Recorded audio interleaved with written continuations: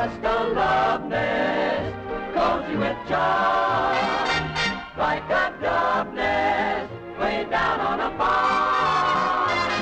A veranda with some sort of clinging vine, a beautiful vine. Look out! Watch where you're going. Then a kitchen where some rambler roses twine. Then we'll have a little small room, a tea set of blue. Best of all, room, dreamy dream room for two. Better than a palace with a gilded dome.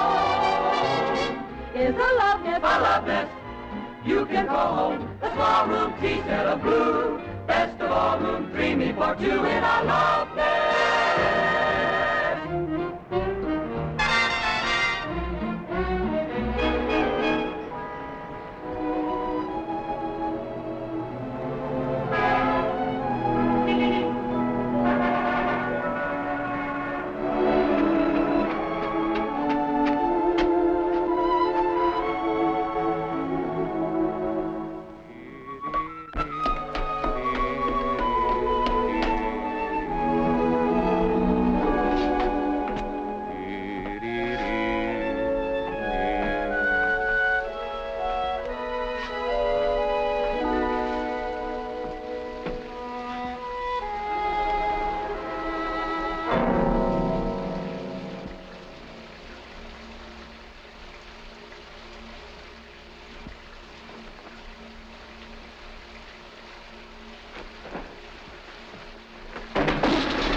Is that you, honey? Hand me a towel, dear. All right, wise guy, get out of there. Who are you? The last person you expected to meet. What are you doing in my wife's bathtub? Your wife? Are you nuts? All right, step out of here where I can get a sock at you. Now look what you've done. You woke up the baby. Baby? Doesn't Mrs. Scott live here? No, she moved downstairs.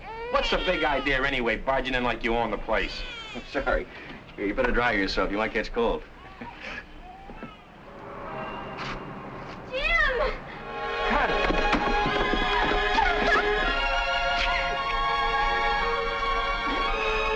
Oh.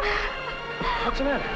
This isn't what I planned. I was going to be all dressed up and just look at me. Oh, darling, I'm such a mess. You're the prettiest looking mess I've ever seen. Why didn't you let me know you're coming home? You want me to go away and try it again? Oh, no. No, from now on, I'm not letting you out of my sight. What's down here? Our apartment, it's a mess, too. I don't understand. I thought you said you bought a house. I did. All this is ours. I couldn't find a place to rent. I've been looking since VE Day, and now we own this whole building. But how can we afford it? Oh, it's mortgaged to the hilt, but we'll have an income from the other tenants. It's been a long time. I can't believe you're really here. When did you leave Paris? I hitched a plane ride yesterday. Thought I'd surprise you. Oh, I was going to surprise you, too. I have the place all fixed up, painted and everything. That can wait. First, we're gonna get reacquainted.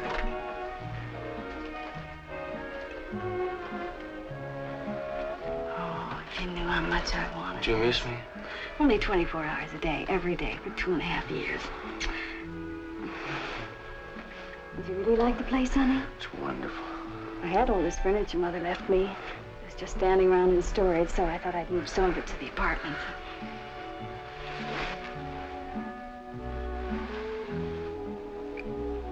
We can do so much for this place, Jim. Living down here, we'll have privacy. That's what I used to dream about nights, sleeping with 200 other guys. At least you weren't lonely. There is nothing lonelier than being with 200 other guys. Oh, you want to see the bedroom? Naturally. Honey, this place was such a bargain. Mrs. Webb, the owner, was 85 years old, and she needed the money to get to Reno. She'd worked out a roulette system. Do you like it? Mm-hmm. Originally, Cozy. this was all storage space. I had to have a wall knocked out. From now on, you don't have to do anything except look beautiful. Had an awful time putting these beds together. The frames were warped. Nothing serious, I hope. Her name is Suds. At least I think it's a she. Drain pipes, You mean every time somebody uses the water? Every time. Well, now that I'm home, you got somebody to fix things like that. It hasn't been much fun without you. I'll fix that, too.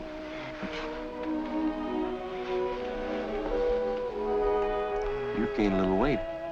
Oh, you. There goes the doorbell. Make it go away. I'd better see who it is. I'm not home. You're a landlord now. The landlord is always home.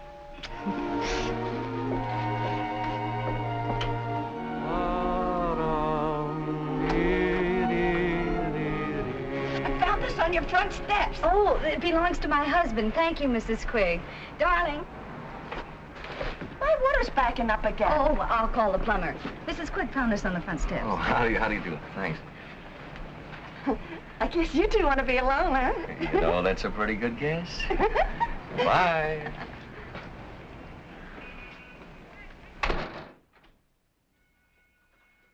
Watching lots of stuff from Paris.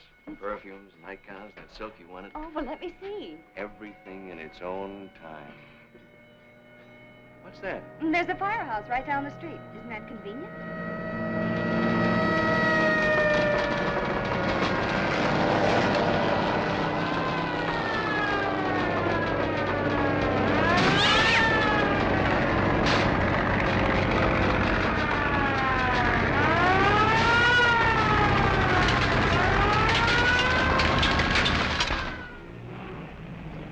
Both in a taxi, please. Yes, sir.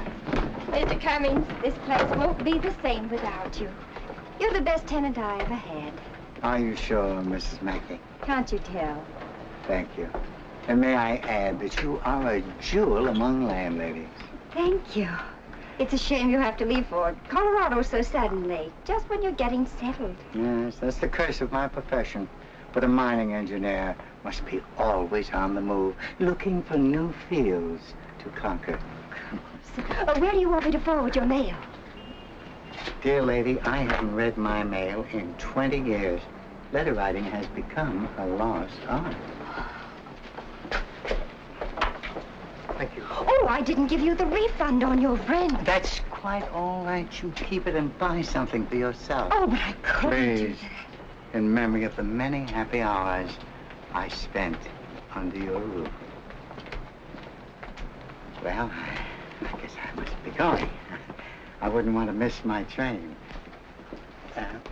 Grand Central Station? Yes, sir. Hurry. Goodbye, my dear. Goodbye, Mr. Cummings. Hurry. Goodbye, Mr. Cummings.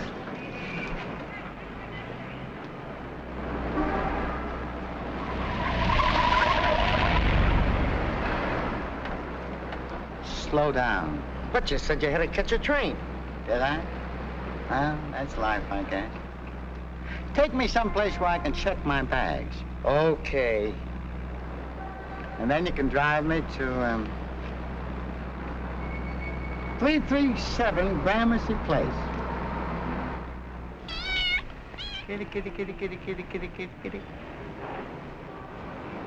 Look, I'm not trying to start a flirtation, but do you live here?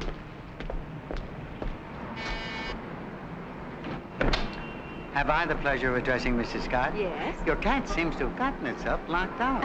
No, my husband threw her out. My name is Patterson, Charles Kenneth Patterson. Excelsior Rental Agency said that if I mentioned their name, an apartment might be available. Oh, yes. This is my husband, Mr. Patterson. How do you do? You're a very lucky man. I'll be glad to show you the apartment. Thank you. But somebody's already living up there. I know, the McNabbs. They moved up to 3B because they needed more room for the baby. So now there's an empty apartment on the first floor. Good.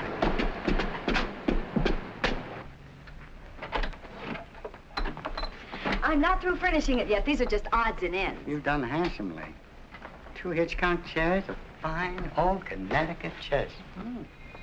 And that mirror, I'd say circa 1820. Very rare. Well, these things have been in my family for years. Your ancestors had excellent taste, but one would only have to look at you to know that. Do you collect furniture, Mr. Patterson? Not really. I admire it. You see, I'm an estate appraiser. A what? When an estate is being sold or divided, I'm called in to evaluate the furnishings and the objects of art. Must be interesting work. Yes, it is, but it keeps me traveling quite a bit. That's why I'd like a small place of my own. Some place I could call home. One gets so tired living in a hotel. Well, the apartment is yours if you want it. I was told the rent is $56 a month. But what are you really asking? $56 a month. Yeah. Mr. Scott, you have restored my faith in humanity. People are so greedy nowadays. Everybody's trying to get rich at once. I think that's correct. Thank you. Never mind the receipt. Speaking professionally, what's your opinion of this house? Pretty good shape for its age. Foundation is hardly settled at all. That proves it was built well. Oh, may I have one of your personal cards? For your mailbox. Oh, yes, of course, yeah.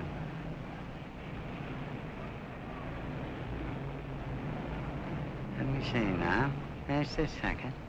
There you are. That's fine. Well, I'll be moving in tomorrow. Good. Bye. Bye. Bye. He's charming, isn't he? If he were 20 years younger, I wouldn't trust him in the same room with you unless he were in a straitjacket. Thank you, darling. You know, I'm beginning to like this setup. If the money keeps on rolling in like this, I can sit home and write as I please. That's what I figured when I bought the house.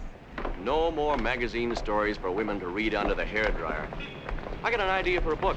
I worked it out while I was on Yank. I read it in 6 months. I always wanted to be married to a novelist.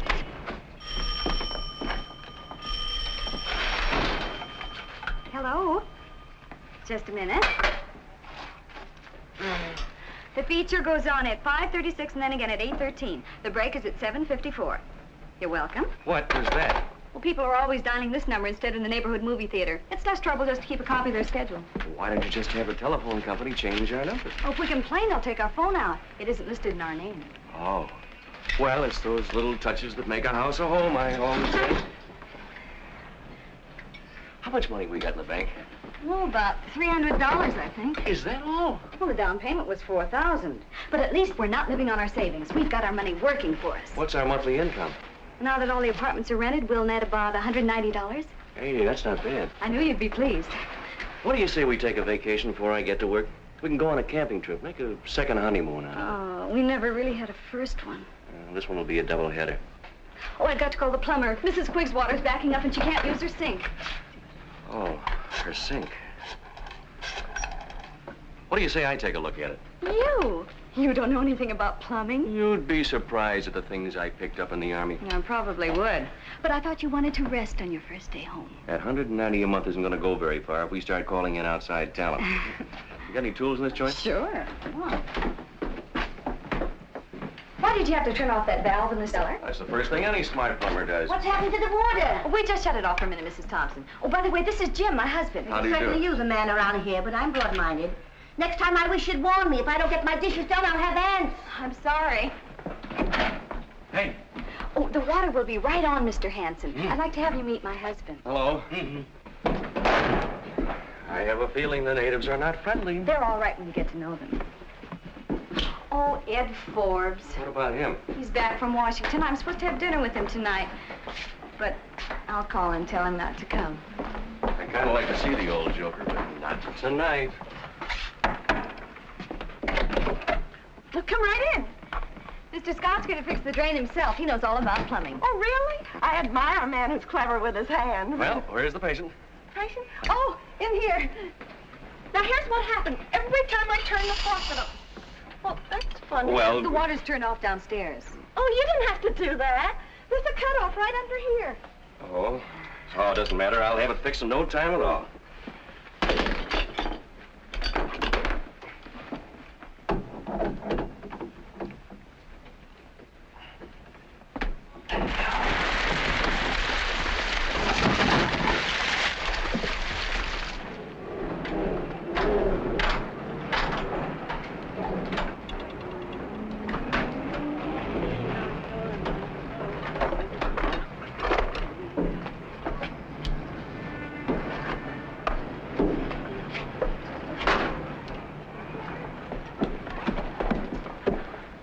Everybody's a plumber.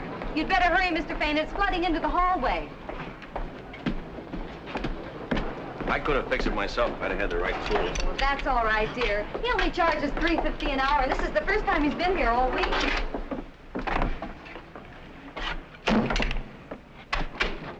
What do our operating expenses come to? Well, the first month, we only spent about $60 more than we took in, but... Only? Do you mean we're losing money? Oh, you always lose money at the beginning. The roof had to be repaired, the furnace, the water heater. But I thought you said...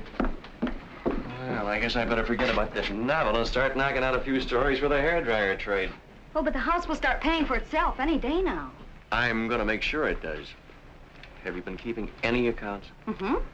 Now, let me see. I packed them away when I was moving. Oh, well, anyway, when you owe people money, they always remind you about it. Doesn't anybody owe us money? Just Edie Gaynor. Her rent's only 3 days overdue. Well, why haven't you collected it? Well, Edie's been so friendly to me, I kind of hate to ask her for it. She's a widow and doesn't have very much. Now, listen. We're not here to make friends. Every cent that we have is sunk in this place, and if we're going to put it on a paying basis, we've got to be firm with the tenants. All right. All right. You do it. Me? You're the landlord, darling.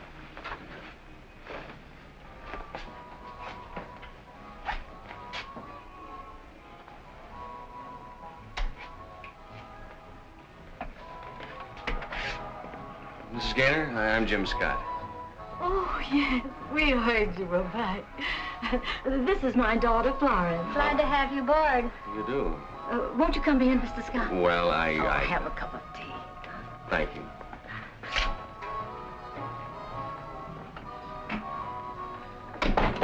All the fellas will stop. Look. When you use champagne. Thank you for the tea. Drop in again. Oh, just a minute, Mr. Scott. I keep forgetting to bring this down. What is it? Our rent check. Oh, is your rent due now? I didn't know. I'm new here. I'll bet he didn't know. How's it going? Oh, don't worry, pal. Oh, we'll cut corners. Try to hold it down. Yeah, the whole thing shouldn't run you more than... Well... Don't worry. Certainly took you long enough. Did you get the rent? That? Well, sure. I just said, by the way, old girl, the monthly gouge is a trifle overdue, so if you'll kick in...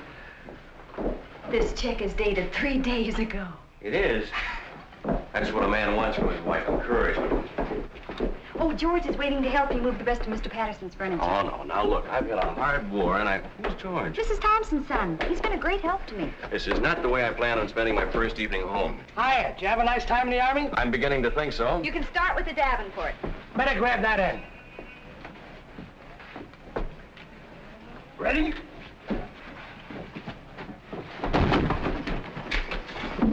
Your end is dragging. I could have handled this stuff alone, but since my dropped kidney, the doctor says I got a baby myself. All right. I can do without this small talk. Keep moving. Pardon me, lady. Can you help an unemployed $1 a year man? Ed. How are you, honey? I got your message, so I decided to come anyway. Where's Jim? Oh, don't bother him. He's busy. You must give me the name of your decorator. I'm trying to break my lease. I know the place isn't very elegant, Oh, I but think you... it's charming. You put a small beer on the corner, a guy with a derby on a stool, and you're in business as a dime. Look, Ed, about dinner... Thanks, I'd love to stay. What's Jim doing? He'll be right down.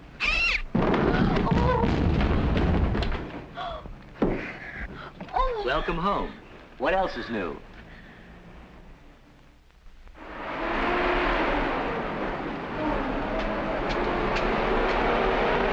Hey, sorry, Mac. We picked up 2 hours ago. But I overslept. Try it again next week.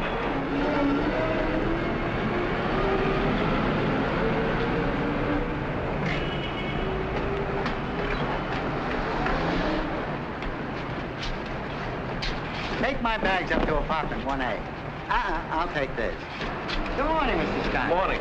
May I trouble you for my key? No trouble at all. You're a born landlord. That's just a pose. Strictly between us, I come from a long line of tenants. Good morning, Mr. Patterson. Oh, good morning, Mrs. Scott. Ah, you look like the veritable breath of spring. Well, thank you. Did you hear that? Mm-hmm. My husband is a writer, but he never talks to me like that. I should squander my dialogue on an audience of one? Well, if you run short, Mr. Scott, I'd be glad to lend you some of mine. You see, I've been everywhere, seen everything, heard everything, And I don't believe I've forgotten a thing.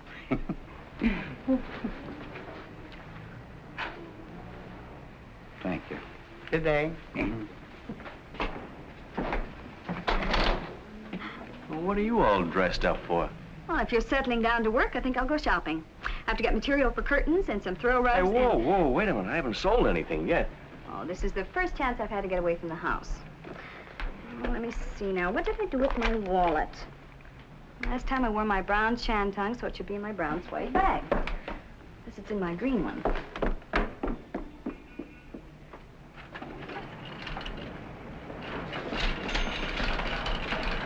Good morning, Edie. Oh, good morning, Connie.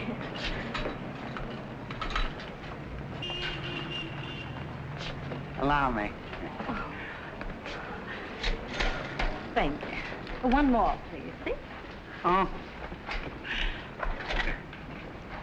You're very kind. Oh, it's nothing. Oh, on second thought, you can skip the cigarettes. I think we have enough at home. My husband smokes too much anyway. Make up your mind, will you, lady? Oh, Mr. Patterson, I see you two have met. Well, not exactly. Mrs. Gaynor is your next-door neighbor. Making it a very desirable neighborhood. She's also the best cook in the house. Oh, now, really? Please, Mrs. Gaynor, don't be modest. That's an accomplishment to be proud of. You know, I often think that half the troubles in this world are caused by bad cooking. Well, I really haven't bothered much since my husband died.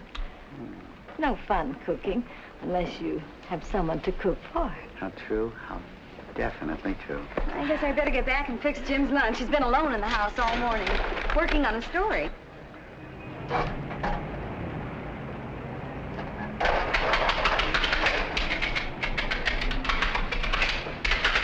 Hey, kid.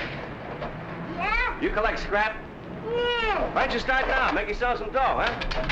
Maybe you got something there. There you are. Hello, boy. Well, see you around, man.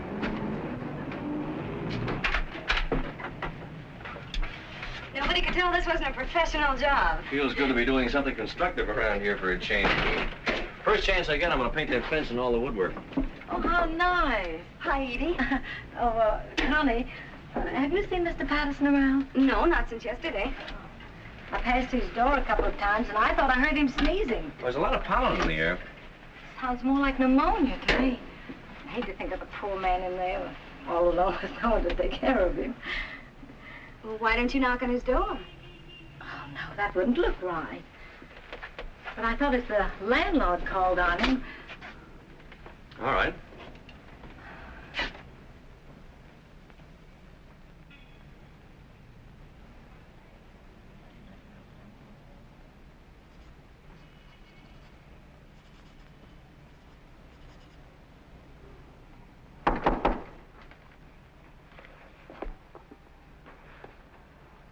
Come in. Are you all right, Mr. Patterson? Do I look all right? I'm miserable. Mr. Patterson, what happened to you? Nothing, just this invigorating spring weather. Oh, that's a shame. Can I get you a cup of tea? Oh, don't bother, Connie. I've already got the kettle on. How about some toast? Maybe a bowl of soup, huh? Thank you, Mrs. Gaynor. I knew the moment I met you, you were an angel of mercy. Let me straighten your pillows. Oh, would you like a mustard plaster? Mrs. Gaynor, you mustn't coddle me. There goes the mailman. Men are such babies when they're sick. I remember how my husband always made me rub his back with alcohol. You wouldn't take advantage of me in my condition, would you, Mrs. Gaynor? I wish you'd call me Edie. I shall. And I shall call you Cinera, Lilith, Cleopatra, Helen of Troy. I take 4 lumps of sugar in my tea. Our first letter. Goody, goody. What is it? A bill from the plumber.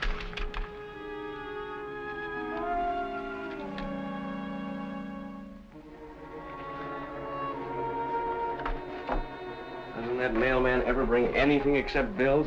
Tax assessment just about cleans us out. Well, I think it's unfair the way the city charges us all those taxes. What did they ever do for us? Well, they do provide us with a fire station. Come in. Hi, Charlie. Hi. I just dropped in to return me. Oh, did you enjoy the opera, Mr. Patterson? I know Edie did. That's why I took her. Oh, you aren't a fan yourself, huh? Well, I'm at a peculiar disadvantage at the opera. I understand every word they're singing. That's just the touch this room needed. Dutch curtains. Well, I have a very talented wife. Do you mind my asking, what are you writing, Mr. Scott? It's a story about a landlord who goes berserk and murders all of his tenants. Oh, he's kidding. It's really a story about Paris. You know, I've often thought that maybe my experiences might make a good book. That is, if I could find a real professional writer to whip it into shape. Well, when you do, I'd like to read it. So would a lot of people.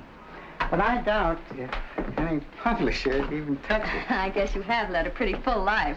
Please don't make it past tense. I'm not through yet. Do you happen to know the brand of perfume Miss Gaynor uses? Florence? I'm leaving tomorrow on a business trip, and I'd like to bring something back for Florence. I know what to bring Edie, but the younger set... Oh, I can find out for you. Would you do that? Sure. Thank you so much. Good night, Jim. Good night. Good night. Good night. Wow. When a man starts buying presents for a woman's daughter, it looks a little serious. It's a romance, all right. Edie's had him to dinner 3 nights this week, and he took her out twice. How do you know all these things? Everybody confides in the landlady.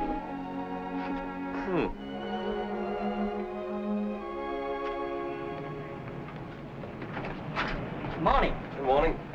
Got any 50-cent haircuts for $1.25? The speciality of the house. Hi there, James Boy. Hello, Charlie. Your next up? Thank you. Getting overhauled for your trip? Yeah, and slightly around the edges. Oh, Jim. What? Did your wife get a chance to talk to Florence? Oh, yeah. She uses flaming passion, but what she'd really like is something called You Can't Take It With You, only she hasn't courage enough to buy it herself. I'm beginning to believe that girl has hidden depths. Do you want a high polish or a dull finish? My dear, I don't think anything you'd start could possibly have a dull finish. What do you want done with your mail while you're gone? Oh, Jim, I never write letters, and I don't encourage anyone to write me. You know, I heard you can get in trouble using the mail. Would you like a facial massage? Well, it won't do any good, but it may give me confidence. Go ahead.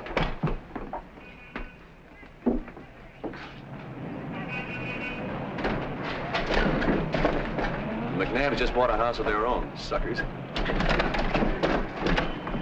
Oh, Mrs. McNabb, we were just saying how we hate to see you leave. We're gonna miss you, too. And say goodbye to the nice man's, Jeffrey. Go ahead. Oh, sleepy. Oh, he never talks when you want him to. Well, I've got to get on with my packing. Goodbye. Bye. Goodbye. Goodbye. Bye. Good morning, ladies. Good morning, Mr. Patterson. How's your rheumatism today, Mrs. Thompson? Well, if some young fellow was to ask me to go dancing, I wouldn't say no. Mrs. Big, it's a perfectly delightful outfit you have on. I hoped you'd notice it. I have.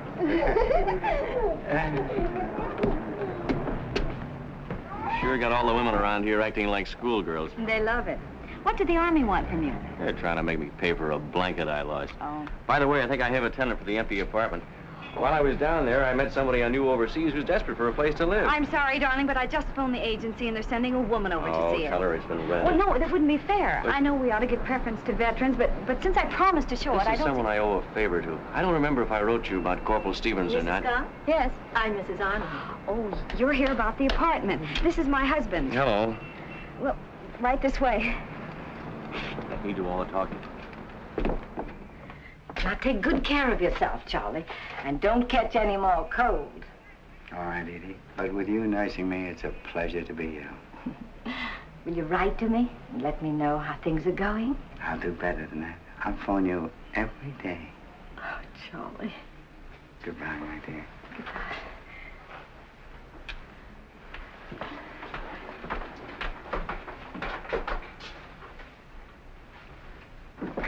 It's just what I've been looking for. Don't you think the rent's a little high? Oh, no. It's very reasonable. Of course, if you don't mind climbing 2 flights of The stairs. place I live in now has 4 flights. Oh, I'm sure you can do better somewhere else, Mrs. Arnold. This place is cold in the winter and hot in the summer. The neighbors are I think I'm noisy. going to be very happy here.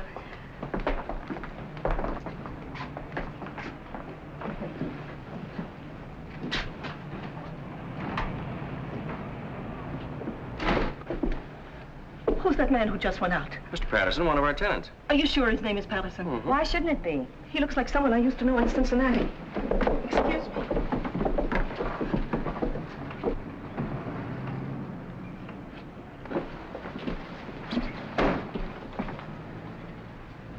I could have sworn that was Paul Chapman. Do you know if he was in Cincinnati about 12 years ago? Oh, we don't even know where he was last week. I only wish I'd brought my glasses with me. About the apartment. Oh, I think we'd better forget it. Oh, you do? I couldn't bear to live under the same roof with someone who reminded me so much of Paul. Thanks for all your trouble. That's perfectly all right. You know, I have a funny feeling about Mr. Patterson, kind of a premonition. I'm glad I'm not married to a woman with a suspicious nature. I guess you can call your friend about the apartment. All right. You ought to know something about our new tenant. Bobby was my colonel's driver. And... I'm sure anybody who was in the Army with you is all right. But, Connie... I wonder if his name really is Patterson.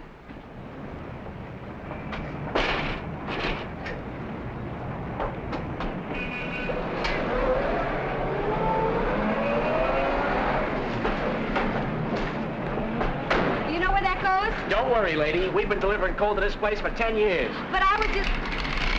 Now, don't you dare touch this fence. My husband just painted it. Big deal. Pardon me. Are you the janitor's wife? No. I'm the landlord's wife. Oh, I'm sorry, Mrs. Scott. I had no idea. My name is Roberta Stevens. Jim just called me about the apartment. Oh, well, there must be some mistake. My husband's renting it to somebody he knew in the Army. Well, that's me. I was aware. Jim and I were stationed in Paris together. Just a minute.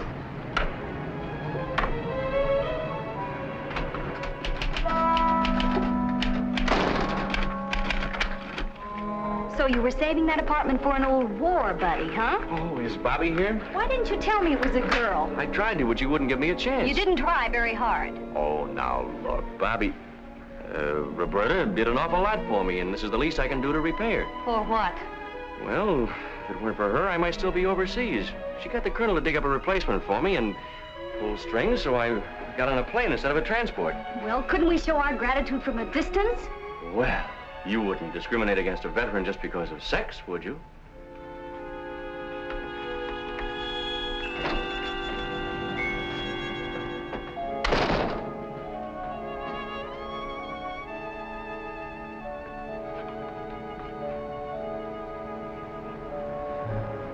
Say, remember the night I drove you to the airport? Uh-huh. Well, on the way back to Paris, I hit a hay wagon. You never saw such a mess. Took me days to get the straw out of my hair. None of the girls would believe me when I told them how it happened.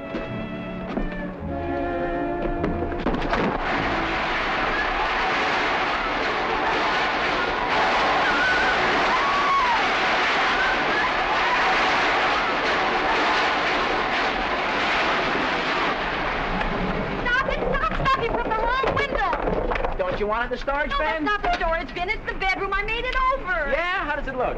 Oh, you've just ruined my bedspread and my rug. You should have confided in us, lady. Oh. Well, that about does it. Those eggheads. Say, have you seen my toolbox? Bobby's window's jammed. You're certainly going out of your way to make the new tenant feel at home. Well, it's part of my job as the landlord. I thought we were going to run this house on a business-like basis and not get too friendly with the tenants. Mrs. Scott, you're jealous. You bet I am. When I think of all the people you've known in the last couple of years who've spent more time with you than your own wife. You have a whole lifetime to make up for that.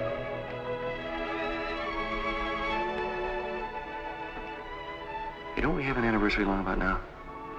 I don't like to point, but it's tomorrow. Well, that's perfect timing. I'll have my story finished, but then we go out and celebrate.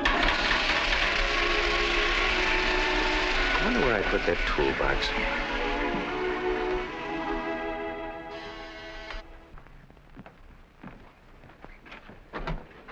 Mr. Scott? Yes? My name is Gray, Federal Bureau of Investigation. Oh, come in. This is Mrs. Scott. How do you do? Won't you sit down? Thank you. Look, if it's about that army blanket I checked out and didn't return, I'm afraid that's a little out of my line. I just want to ask you a few routine questions about one of your tenants, Mr. Charles K. Patterson. Is there something wrong? No, this is just a routine inquiry. How long has he been living here? About 10 days. Do you know where he is at the moment? No, he's away on a business trip. What's Mr. Patterson supposed to have done? Well, to tell you the truth, we don't really know that he's done anything, and we don't like to arouse your suspicions needlessly. You see, we get dozens of tips like this every day. Many of them prove worthless, but we've got to run them all down. Now, when do you expect Mr. Patterson back? He didn't say. Does he seem to be prosperous? Well, he carries quite a role. Income tax? Sorry. I'm not at liberty to discuss the reason for our investigation. Oh, Mr. Gray, this is very important. Is he dangerous? Don't alarm yourself. If Mr. Patterson is the man we're looking for, and I'm not saying he is, you're in absolutely no danger, Mrs. Scott. Look, you can tell me. What do you got on this guy? Well, if we had anything on him, I wouldn't be asking you these questions. Is there something we can do to help? Yes, there is. Just forget I was here. Goodbye. Goodbye. You see, my hunch about Mr. Patterson was right. Oh, it's probably back taxes, or maybe they got a crank call from that woman who mistook him for somebody she knew in Cincinnati. What makes you think Mrs. Arnold was mistaken? Well, you heard what she said. She hadn't even seen this guy in 12 years and didn't have her glasses with her. No, I still think there's something peculiar about him. I wish I knew what he carries around in that briefcase. What suddenly turns you against Charlie? I thought you liked him. I never trust men who are too charming. That's why I married you.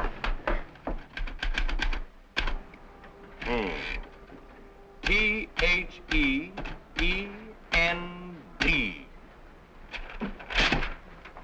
Can I read it? Well, there are a couple of facts I want to check, but... And so do I.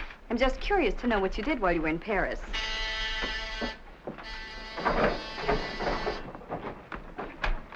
The best man coming. Happy anniversary. You're a day early, Ed. I want to cry you tomorrow night. Oh, champagne! Don't just stand there, boy. Get out those hollow stem glasses. I got it. You got what? A present for you from your wife, which you can pay me for later. And you can open it now if you want. You know, I'll never forget how you looked on your wedding day. I've always wanted to do my living room in that shade of green. Oh, this is absolutely beautiful. What is it? Tropical hammock, certified 100% war surplus. I thought it would make up for that camping trip we couldn't take. Thank you, dear. You can put it up in the backyard and just imagine we're in the Maine woods. That won't take much imagination. That grass hasn't been cut out there in months. Anyone for champagne? Oh, it doesn't seem like we've been married for 3 years, does it? That's because you haven't been working at it, or at least not in the same place. Cheers. Cheers. Cheers. And cheers, Ed. Hmm. That's good. I wanted to ask you something. What's the name of that cafe in Paris where the existentialists don't hang out? Well, I haven't been to Paris since I was 9, and my mother never let me out of her sight for a moment. Maybe Roberta would know. Why so formal? You mean Bobby, don't you? Say, what is this? Do I detect a note of dissension? A family rift? Guess who came to stay at our house? An old flame of Jim's. She is not an old flame. Just because we were on the same side during the war... A whack? Yeah, it was a big army. And you moved her into the house? Shocking. Did you collect the first month's rent from her? No, it slipped my mind. You'll probably have to wrestle her for it. Sounds like a thoroughly disreputable young lady. How soon can I meet her? Well, if you want to come over some afternoon and help me clean up the yard, why... Pardon me. Oh, hello, Mrs. Scott. I brought you the rent. Thank you. Seems strange giving money to a man you know. I'll bet it does. In case you didn't catch my name, I'm Ed Forbes. Oh, yes. I've heard a lot about you from Jim. You're a lawyer, aren't you? I practice before the bar, also behind it. Can I offer you some wine of the country? I'd love it. If there's one thing I have a weakness for, it's champagne. If there's one thing I have a weakness for, it's girls who have a weakness. What are you celebrating? Our wedding anniversary. Really? Mm-hmm. You know, all the time we were overseas, Jim talked of nothing but you. That must have been pretty dull. Oh, no. Jim can make anything interesting. I'm sure Miss Stevens is just the person to refresh your memory about Paris. Oh, yeah. Say, Bobby, Roberta, do you remember the name of that cafe just down the street from the Dieu Magot? Not offhand, but I could look it up in my diary. Could I peer over your shoulder? It's been so long since I've read a good book. Tell me, Miss Stevens, what did you do before the war? The same thing I'm doing now, modeling. Oh, then you're not a professional soldier. Your wife has a great sense of humor. Your humorous wife needs another drink. It's always been my ambition to get hold of a surplus whack. By the way, I'm having some people in for a housewarming tomorrow night. I'd like you all to come. Sure thing. Have you forgotten, dear, we're going out to dinner tomorrow night? I'm available. Well, I think I'd better be going. I've hardly unpacked yet. Do you mind if I come along and help? 3 hands are better than 2. Thanks for the drink.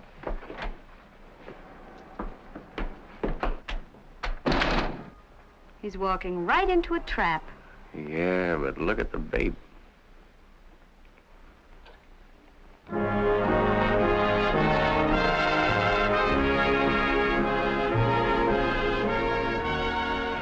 place is awfully expensive. Oh, well, you only live once. At these prices, you couldn't afford to live more than once. That story of mine ought to be worth at least $750. Is that what your agent said? No, Barney hasn't read it yet, but he said he'd call me as soon as he does. Look. Look at what? I just saw Mr. Patterson dancing by with the blonde. Oh, this thing is beginning to affect your mind. Here he comes again. Thought he was supposed to be out of town on business. He probably came in to have dinner with his client. Some client. She looks like the type that just inherited a fat estate. Let's dance. Oh, I'm hungry. This is more important. Come on. You know, it's amazing what a clever girl can do with an old parachute.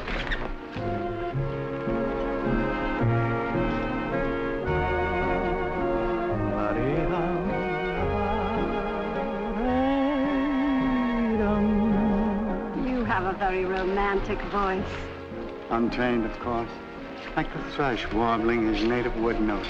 Wild.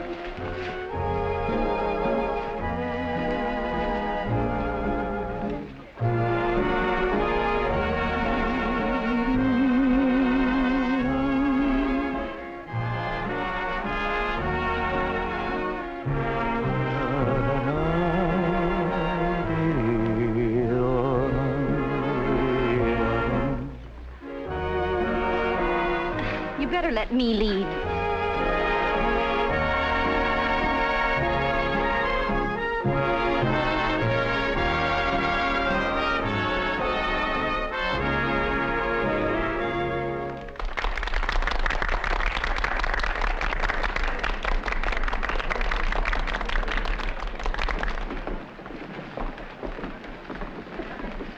Through playing private eye? Well, that makes at least 3 women in his life, including Mrs. Arnold and Edie. He must be some kind of a bluebeard. There's only one thing wrong with your theory. All those women are alive and healthy. It's Edie, though, I'm worried about. Suppose he's already married. Excuse me, darling. Where are you going?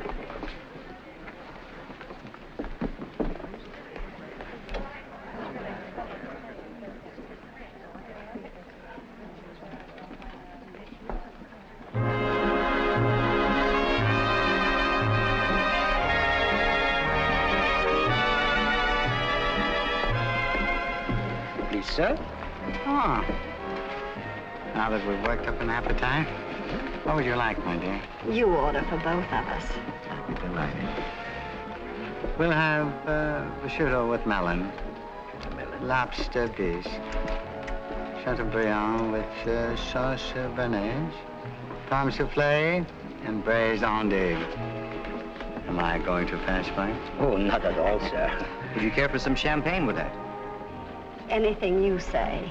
Champagne is for peasants. I prefer the Chambertin. Excellent choice, sir. May I suggest the 1934, sir? You may indeed. I do admire a man who knows how to order in a restaurant. I was a head waiter myself one time.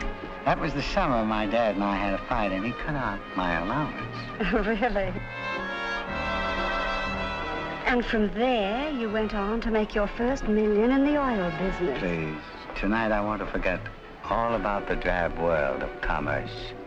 And in the words of an old Persian tent maker, all I ask of life are a jug of wine, a loaf of bread, and thou. And I've already ordered the first 2. You must have met a lot of beautiful women in your career. I may say that I have known all the great beauties of our time. But the calendar never really started until the day I met you. Did you overhear anything? I couldn't catch any words, but he's really giving her the old candy. I don't know what Charlie's got, but I wish I could bottle it. We'd make a fortune. There's just one thing I can't figure out. What does he want from Edie? He can't be after her money. She hasn't got any. Ah. Oh, you ordered. Looks good. Should be. All the retired truck drivers eat here.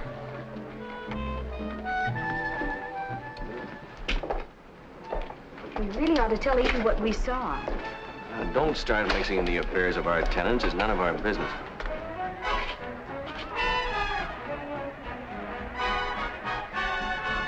You want to go up to Roberta's for a minute? She has the place warm enough without us.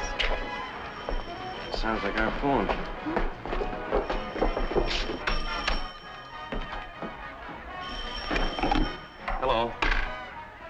hello, Barney. How'd you like the story? What do you mean it won't sell? It's as good as anything I've ever written. Well, aren't you even going to submit it? Maybe I better get myself a new agent. All right. I'll drop up the office tomorrow morning. What makes him a critic? Oh, he's right. The story's no good. Then you'll write another one that's better. In this madhouse, how can I concentrate on my work when there's a new crisis every 5 minutes? I can't even sit down and write my name with that. What's the matter with those lights? I wonder if I paid the light bill last month. Well, this is a fine time to think about that. Well, I'm sure I did. I'll check the fuse box. Oh, be careful. She can see in the dark. I can't. I guess I'd better go and call the tenants down.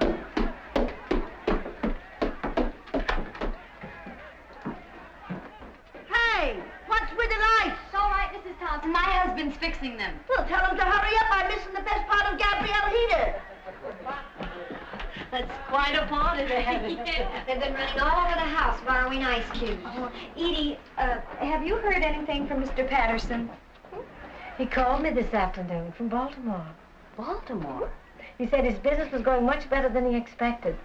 And he hopes to be home in a couple of days. Well, do you know if he's ever been married? Oh, yes. But his wife died a long time ago. Hey. I can't understand it. I only had 3 or 4. Oh, it's terrible. All of a sudden, everything went black right in front of my eyes. I must be going blind. Probably a vitamin deficiency. Can you find your way home alone, old pal? Just point me in the right direction. Okay, here we go. No, this one. That kid needs radar. How are you making out with Roberta? Just trusting. Wait till the next round. Hey, that isn't a fuse box down there. It's a slot machine. I took out 4 pennies and a nickel. Well, Jim, guess what Edie just...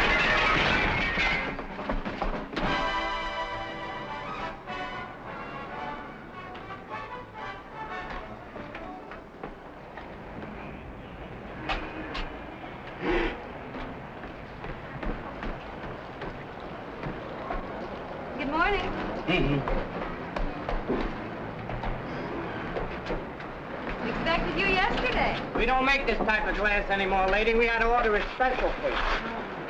Good morning, Edie. Ma, you're certainly brightening the place up. House hasn't looked this good in 20 years. Jim doesn't like to admit it, but he's getting a big kick out of this. Oh, excuse me. Hello, my dear. How was the trip? Oh, wonderful. Just wonderful. Did everything work out all right for you? Yes, I was quite successful. Hello, Mrs. Scott. Welcome back. Thank you. Thank you. Just a second. It's lovely out here. Just lovely. I've always wanted to own a piece of land. There must have been a hot time here the night Coolidge was elected. Jim, your friend Charlie is back from his business trip. Do you think we ought to notify the FBI? What for? Mr. Gray said to forget it. Who's Charlie? He's one of our tenants, and Connie is convinced he's a master criminal or at least a polygamist. Well, Ed, you're a lawyer. Let me put the evidence to you. Suppose somebody moved into the house, and a few days later... Place? I'm Mr. Scott. Department of Housing and Building. I'd like to inspect the premises. Yeah, sure, right through here.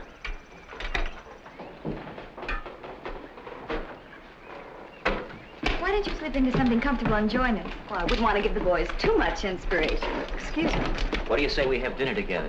Wonderful. Where? Oh, someplace where we don't have to dress, like your apartment. When did you buy this place? Last month. I see the violation still hasn't been corrected. What violation? This violation. You know, I got exposed wiring, which is illegal, but the wires are defective, too. This house is a fire hazard. You been here before? We took the previous owner to court twice. The last time she was fined, given 30 days to correct the violation. The deadline was a week ago. Oh, we didn't know anything about it. Mrs. Webb never mentioned it to me. Well, the law's very clear on that point. Caveat emptor. Let the buyer beware. You mean we're responsible now? Well, unless the wiring is replaced immediately, we'll have to condemn the building. No wonder she was so anxious to unload this place on you. I'm sorry, darling. I had no idea. Well, under those circumstances, I feel sure we can give you a 15-day extension. I'll take it up with the department. What if we can't pay for the job? Our problem is to keep you safe, not solvent. You'll hear from me later. Heard enough from you already. Can they really condemn the place? If it doesn't burn down first.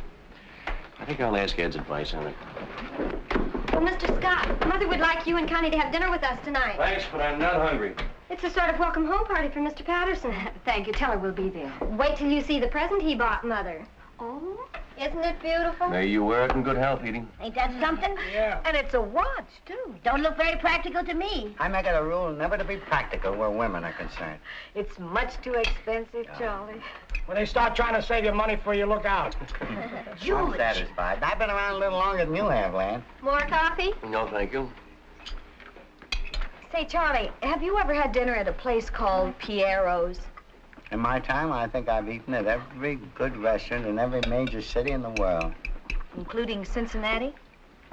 I don't particularly recall Cincinnati for its food. What's the matter, Jim? You're so quiet tonight. I've got a lot of things to be quiet about. Really? Well, why don't you try some of this? This is guaranteed to make you jump right out of yourself.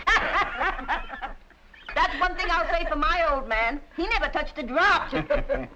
You must have had a very dull life, Mrs. Thompson.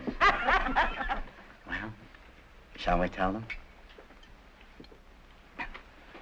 Ladies and gentlemen, of course, I realize that you've all known Edie much longer than I, and there's no need in telling you what a dear, sweet, and considerate person she is.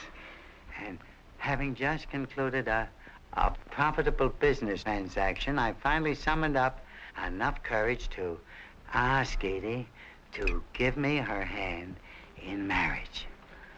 And I'm proud and happy to say that she has accepted me. Well, congratulations.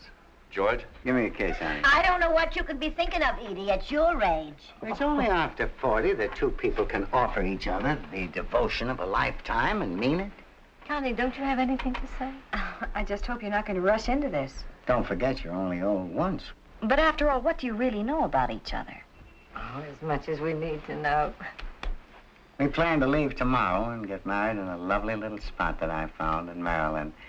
And after our honeymoon, we're coming back here and live in my apartment. You mean I can have this place to myself? Yes. Well, that should help. I think a toast is apropos. This is by John Webster.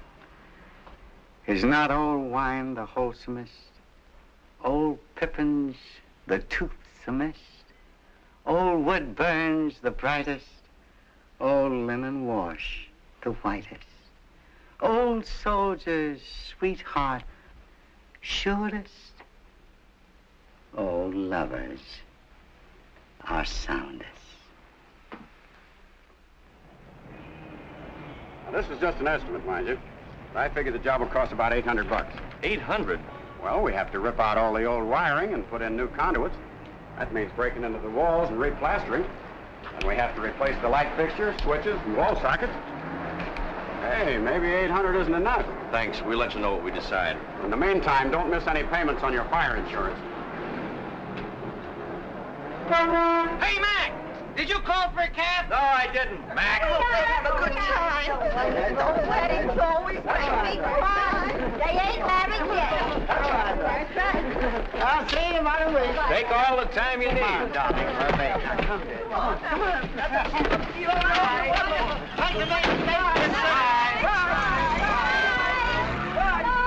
I wish I could be going on a honeymoon when I'm his age. Why wait that long? Huh? Poor Edie. Now we may never see her again. What are you talking about? Running off like that with a perfect stranger who's been carrying on behind her back, and he's probably wanted by the police. And how do we know if he even intends to marry her? We have other things to worry about.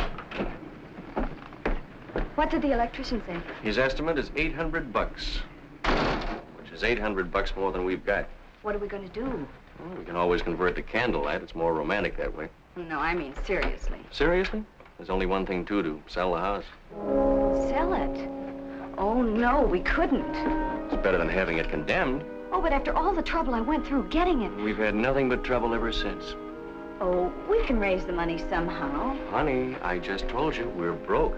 Or to use a fine old Latin phrase, caveat emptor. The cupboard is bare. Well, I'll sell the furniture. Some of these pieces are valuable. You'll do nothing of the kind. We're not going to sleep on the floor just so we can have a roof over our heads. Well, if you don't care enough about the house to hang on to it, if you're going to give up the first time we have a problem... Oh, next month something else will go wrong and we'll wind up hocking our clothes in the typewriter. We might as well get our money out of it while we still can. just when I was getting this place fixed up to look like a real home. I know. I appreciate what you were trying to do with it. But this is Operation Rat Hole. For 3 years, I saved my pay and sent it home to you so we could build up a nest egg, and what have we got to show for it? Well, I like that. What did I do with the money? Buy mink coats? Go to nightclubs? I put every cent into this house so you could have a place to write in peace and quiet. Oh, no. Hello. No, we do not have a midnight show.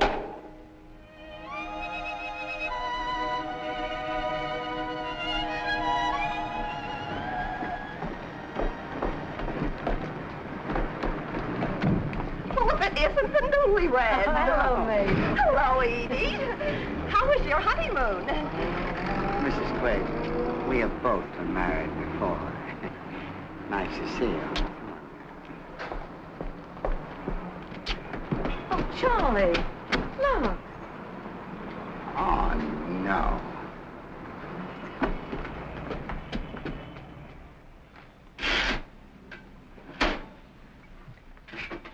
Do you want to look at some more apartments tomorrow? What's the use, honey? We can't afford any of those deals. Pay for redecorating, buy the furniture, slip them $1,000 for the key. Now, maybe you're beginning to see what I was up against. It's people like that that give the profession a bad name. Well, if you're going to sell a house out from under me, we have to find some place to move to. Hello, Charlie. You all married and everything? And everything. Good evening, Mrs. Scott. Good evening. Did you bring Edie back with you? Naturally. I hear you're selling the place. If we can find somebody to buy it. I feel terribly sorry to see you leave. We may not go very far, just out to the sidewalk. How much money would it take to get you out of your present difficulty? Well, we got to rewire the place, and that's going to cost $800. Is that all? Well, you can say goodbye to your worries. Oh, no, we couldn't take money from you. I'll have no arguments. We'll just call this, my advanced rent. But that's going to pay you up for more than a year, and we don't expect to be here that long. But you can't sell the place without replacing the wiring. That wouldn't be honest. But I still don't think that we Please don't deny me the pleasure of helping you. I know how tough it is to be young. I can remember. Besides, Edie and I have a sentimental attachment for this place. It's the first real home I've had of my own in years. I wouldn't care to be evicted. I can sign a note for the money. My boy, if we come to the point where we have to put it on paper, just the shake of your hand is enough for me. Thanks, Charlie. Well, I'll be getting back to the bride.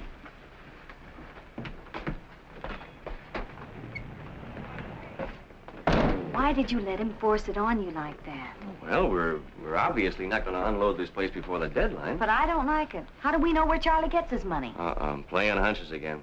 You're the girl who thought he was going to bring Edie back in a trunk, remember? Well, anyway, I still think we'll get an offer.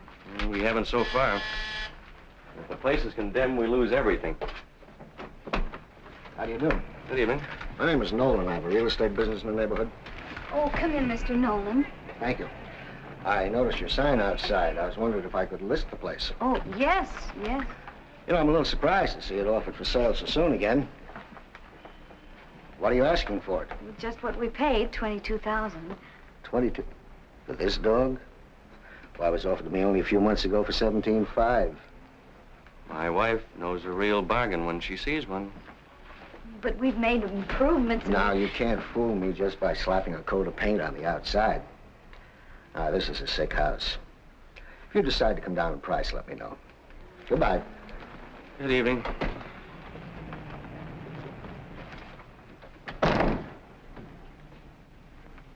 All right, maybe I made a mistake. Something tells me we're never going to get rid of this place. We're just going to be stuck with it, sinking deeper into debt every year. Well, it wasn't my idea to go into debt. How did I ever get into this rat race anyway? There I was, a happy guy, money in the bank, planning a second honeymoon. Now look at me, a hounded creature facing bankruptcy. And for what? To support a broken-down house in its old age. Well, you make it sound as though I deliberately set out to ruin you. Trouble is, you didn't deliberate enough. If you knew all the trouble I went to trying to find us a place to live, tramping the streets day after day, while you were running around Paris with Roberta. I was not running around Paris with Roberta. You never mentioned her in any of your letters. That proves you were trying to hide something. Oh, now you're arguing just like a woman. I never claimed to be anything else. If there'd been anything between Roberta and me, do you think I would have let her move into the house? Oh, I see.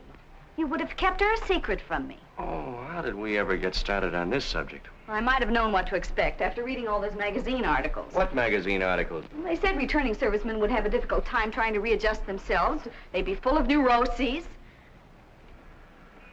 So you think I'm missing a few buttons, do you? Well, you certainly haven't been acting normally.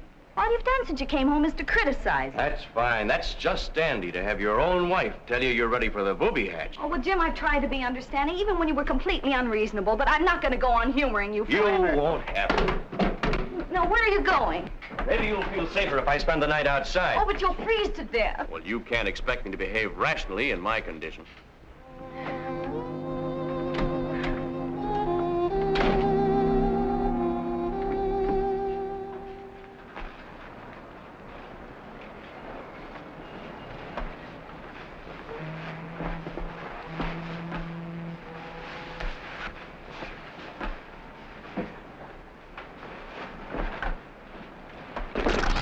Get out of here. Go away. Go away. Go away.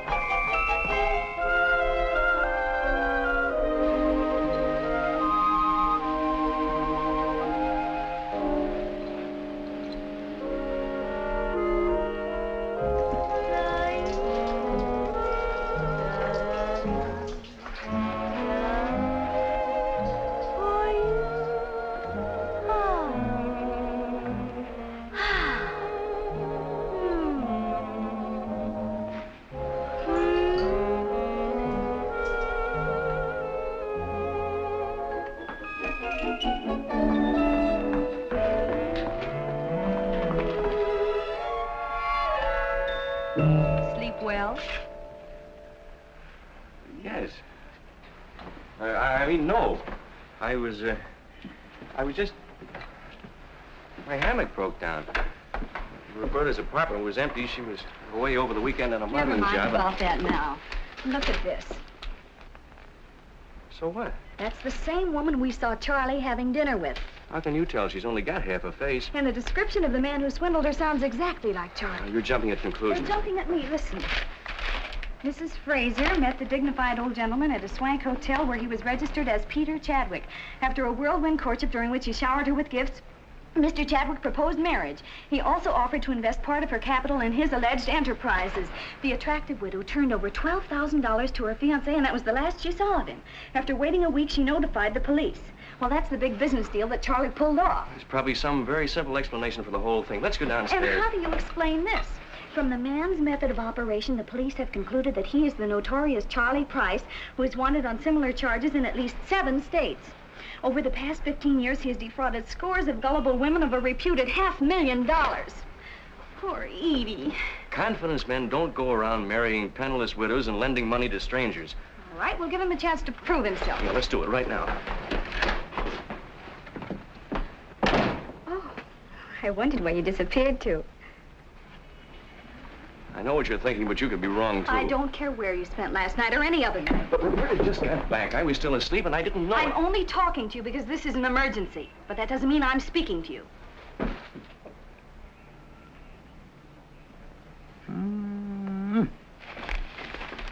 Very interesting. Is it true? Well, they'd hardly print it in a newspaper if it wasn't. You swindled all those dames? I don't like that word, swindle. Well, what would you call it? I gave these women something very precious in return. The kind of attention that they'd always dreamed about. I brought some romance to their drab existence. I made them feel that they were beautiful, desirable. And took everything they had. Not everything. I left them plenty. Well, that was very noble of you. Well, don't forget these gals were trying to take me. They thought they were getting some rich old duffer that would kick off any moment. You know he's got a point there. That's right. Stick up for him. Any man who would take advantage of a lot of poor widows. On the contrary, they were rich widows. And why were they rich? Because their husbands worked themselves into early graves just to leave them well fixed. I felt that I owed it to all men, everywhere, to get back a little of that money and have some fun. But, Charlie, where does Edie fit into this picture? Yes. I love Edie. You have a funny way of showing it, running around with Mrs. Fraser. That was my farewell performance. I wanted to start my marriage on a sound financial footing. You mean you retired? Well, that's entirely up to both of you after what you already know. Well, I have no sympathy for you, but I don't want to do anything that'll hurt Edie. Oh, thank you. Yeah. It might be embarrassing, though, if the cops show up again. Again? Mm-hmm. There was an FBI man here a couple of weeks ago asking questions about you. Well, I better be starting on a little trip, excuse me. So you're running out on Edie? No, as soon as things cool off a little, I'll send for her. You didn't marry any of those other women, did you? Of course not. If I had, I'd be in the clear now. People don't object when you marry a woman for money, but if you try to appropriate her funds on strictly a friendly basis... Well, if you really reform, the least you can do is return the money. honey, it's all back in circulation now. Remember, what I took from one, I spent on another one. I have a complete financial report right here. Isn't that kind of a dangerous thing to keep around? This proves that the newspapers exaggerated my income. I had hardly anything left after I paid my taxes. You paid taxes on that money? My boy, I have my ethics. I've learned one rule. Never monkey with the Bureau of Internal Revenue. But one thing is sure, we can't keep the $800 you lent us. No, you're right. Spend it right away and I'll take it off the book. Hello, Edie. Oh, Jimmy, there's a man outside to see you. Thank you. I'll catch you before you leave. Okay, don't.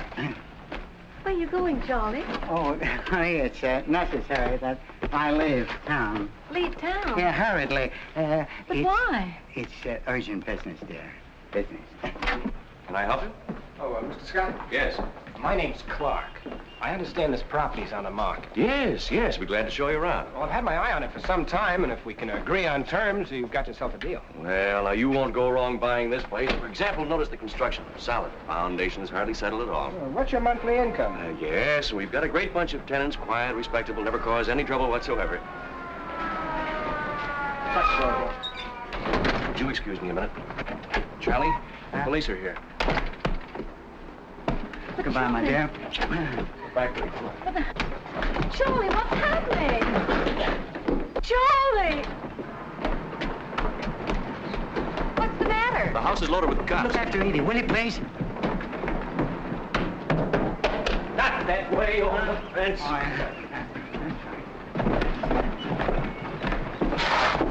What's the matter?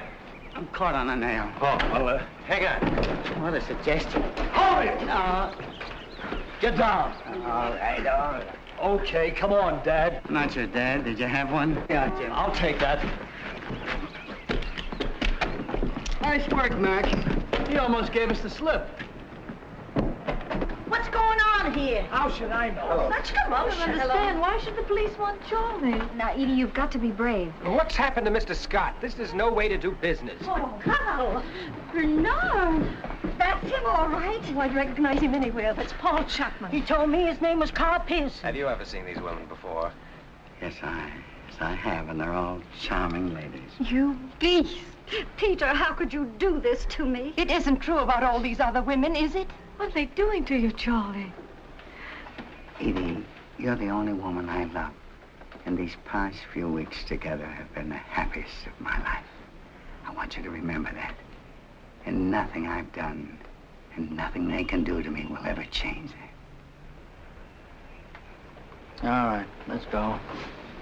Oh, Bernard, how could you? You and your jug of wine and your native wood notes wild. Did you say all those things to her? Come on, will you? So long, Charlie. Poor guy.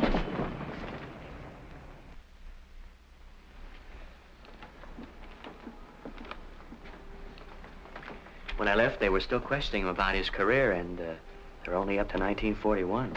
You did get in to see him, didn't you? For a few minutes, he insists on pleading guilty. He said he's enjoyed his life thoroughly, and now he's willing to pay for it. Would it help any if I spoke to him? I don't think so. It's for your sake that he wants to avoid a trial. Couldn't we get him out on bail? Well, if we do, they'll just arrest him again. The FBI will pick him up on a fugitive warrant. And how long can they send him away for? Well, if the sentences run concurrently, from 2 to 5 years. No matter how long it takes, I'll wait for him. Thank you very much. Good night. Good night. Good night, Edie. What do you think we ought to do about that $800? Well, as a lawyer, I'd say you turn it over to the police. But as your friend, I'd say the same thing. He wouldn't listen to me. There goes the new wiring. I wish I could help, but you know, you don't get rich working for the government. We know, Ed. Thank you. Hello. Hello, Mr. Clark. How much? Why, that's a ridiculous price. All right, I'll talk it over with my wife. The man who was here this morning is willing to give us $19,000 for the house. Can I take it? Looks like we don't have much choice, do we? It's up to you. It means losing most of our investment, but I guess we're going to have to. I think I'll drop up and see Roberta. She just got back into town this morning, and I want to see if she missed me. Yeah, you do that. Why don't you marry her? Maybe I will. When I see how happy you two are, I'm almost tempted.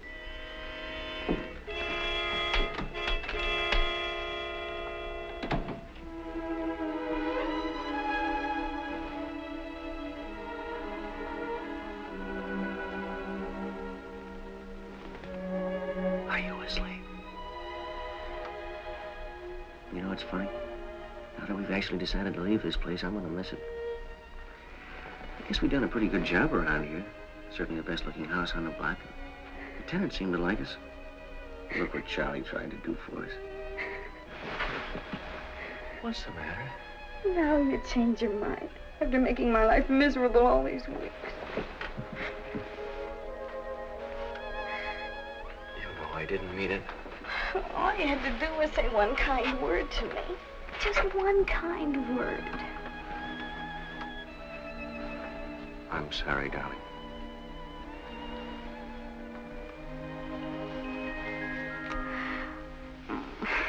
Sometimes I almost wish you'd been married before. Then you might appreciate me more. I wouldn't be married to anybody else for anything. Even though I went and lost all our money. We have something more important than that. Something nobody can take away from us.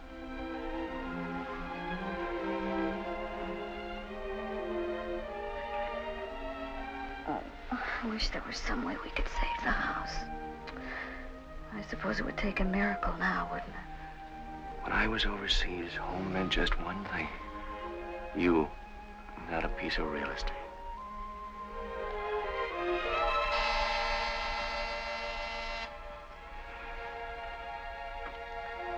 Now what?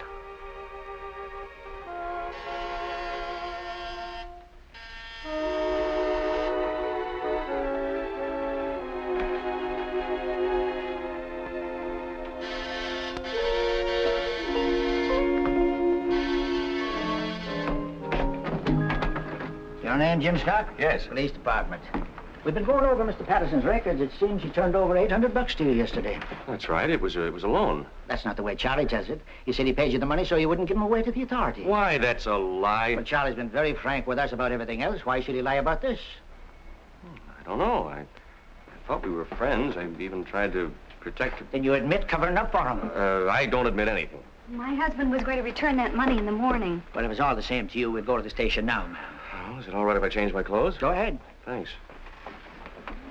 Your friend, Charlie, your benefactor. I warned you, but you just laughed at my intuition. I don't need a lecture. I need a lawyer. Now get Ed on the phone.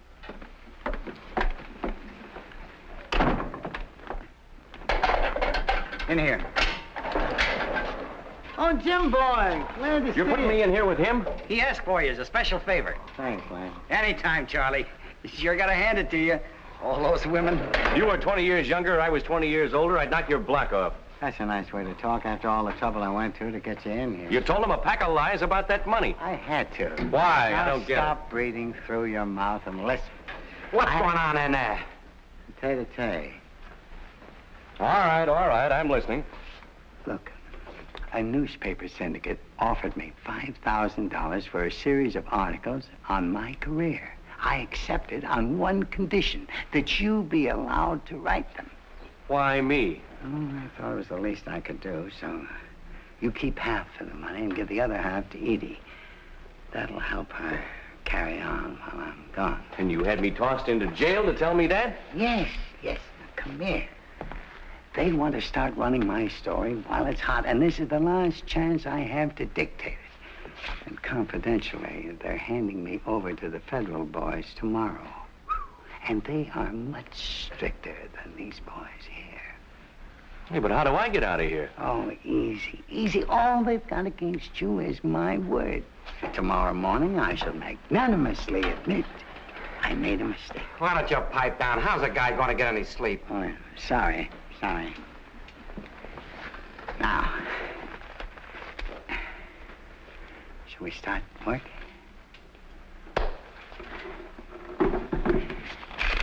I shall never forget my first conquest. I was 2.5 weeks old. We had a French nurse. But I never seriously became involved in any romance until I had reached the age of 4.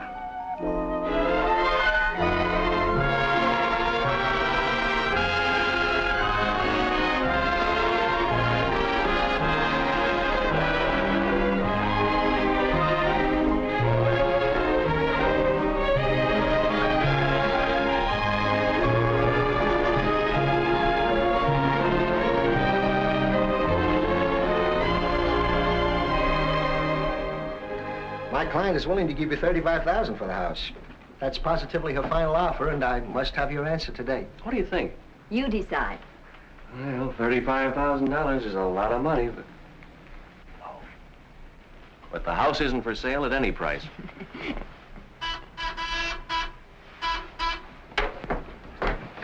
Hello.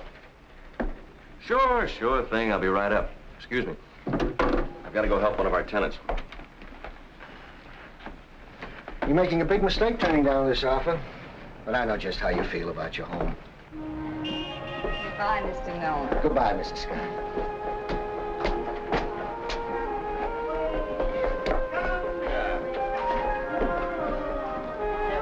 I've got it. You got it? Yep. Very careful now. Don't wake him up. All right, so far. Oh, there we are. Oh, We made it. How are the twins today? Oh, thriving, thriving. Oh, my darling little, my gorgeous little Leland. Oh, Jim. Huh? Say it again. Oh, I have 5 times today. Oh, all right. Charlie, your twins are beautiful. Did you hear what the man said? You know, Charlie, he's always had a way with girls. Come on, dear, to the park and give those other parents a treat. Bye. Bye.